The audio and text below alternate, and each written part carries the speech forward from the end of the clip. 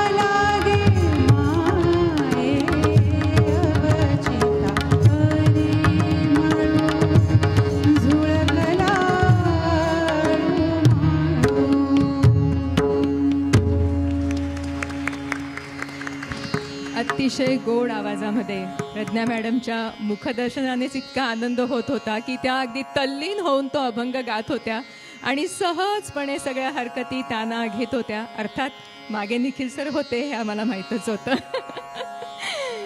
मंडळी संत जनाबाई म्हणतात, धन्य माझी भक्ती, धन्य माझा भाव, हृदयी पंढरी राव राहत असे. आज पंढरी